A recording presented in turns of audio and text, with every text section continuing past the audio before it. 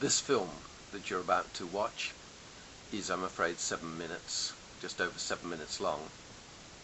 It's the complete series of photographs that our webcam has taken during the last few weeks, lots of weeks really, since the end of May. Been quite a lot of rain from the north, as you'll see. As you go through also, you'll probably be distracted by the endless stream of clouds from the west. Another distraction in this video is the fact that I haven't cut out the photographs taken on Saturday and Sunday. So I better apologise to Lifebuild in advance, the builders, because it looks as though they suddenly stop. But that's just because they have only occasionally worked on Saturday and never on a Sunday.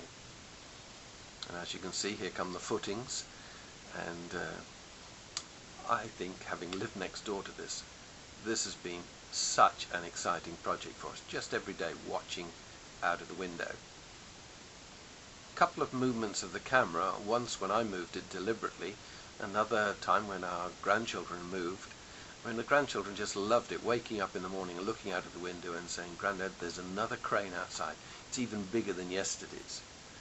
And watching all these diggers and concrete mixers coming in, it's just amazing. And of course, here they are working hard, putting in the footings. I think once we saw the footings come in, we began to realize that this is actually going to take place. We could begin to see the ground plan of the church.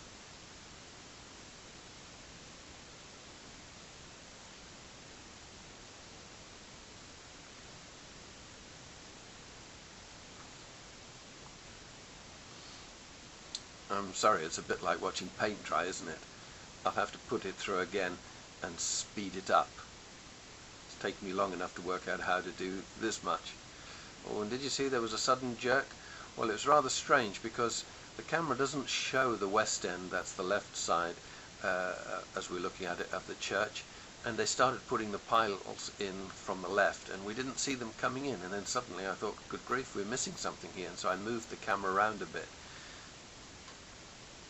And this steel frame suddenly rose up before us. Looks a bit like knitting, really, doesn't it? The machinery comes by and puts a bit in here and they screw a bit in there, and slowly but surely everybody could see the shape of the church. Did you see that? That was a very interesting little bit of the movie where the site manager enabled us to get into our house, break into our house. We locked ourselves out. But fortunately there was a cherry picker nearby. Sorry, I don't mean to give anybody any ideas, but we won't normally leave the window open and a cherry picker next door in future. And there go the glulam beams. You'll see those when we eventually go into the church and look up, and that will be the roof of the church, a very traditional church roof. In fact, some of us have already had a tour, and it is extremely exciting as you look inside and you begin to see how it's all going to fit together. Well, we're more than halfway through, and so much of the work had been done in setting up the church. There comes the floor, suspended floor. Since then, on September the 1st, some of you were here, as you know, and we've put the time capsule underneath the floor. And then to the right hand end you can see the baptistry coming in. There was the baptistry, did you see it?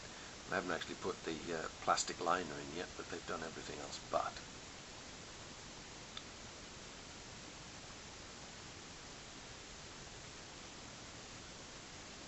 I think I was worried that the church would look too big for the plot of land and would swamp the houses on the far side. But our architect obviously has got the proportions just right, because it really does fit in and it doesn't overshadow the houses nearby. In fact, the houses opposite that you can see rapidly disappearing, our neighbours that we might not see anymore, they have been so excited to watch this happen. And one lady there has been taking photographs, some amazing photographs, rather clever photographer. I hope to use those at another time.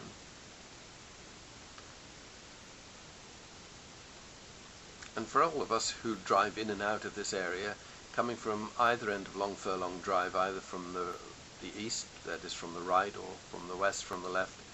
When you come, suddenly you see this building which is bigger than a house, and you know, that must be a church. Oh, they're the famed inflatables that were there for safety in case somebody dropped down and fell off.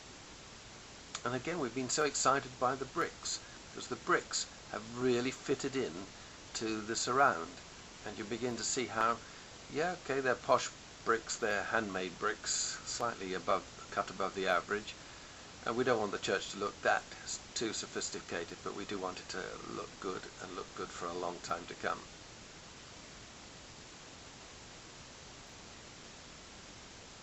Well, we're coming down to the last minute and a half of this film. Perhaps you wished I hadn't talked through it. But one of the things that I've watched it through several times are the things that you have to watch one spot, really, in order to see what's happening around you. Otherwise, you suddenly see, oh gosh, the church is built and you haven't really noticed how it happened.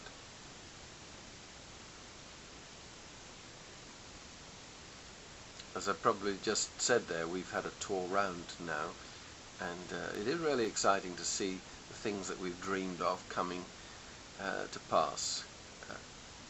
The worship area, I thought for a long time was going to be too small, but it's obviously going to be a very nice size for the congregation.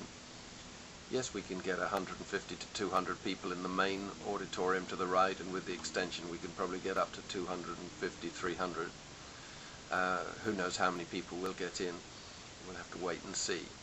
It is strictly designed, the auditorium is, or the worship area is designed for 152 people. So maybe the rules will say we have, look at that, wow, isn't it great to see the rafters coming in? And that's what they're doing at the moment, and hopefully the roof will start next week. Well, thanks for watching. That's all, folks. Well, nearly all.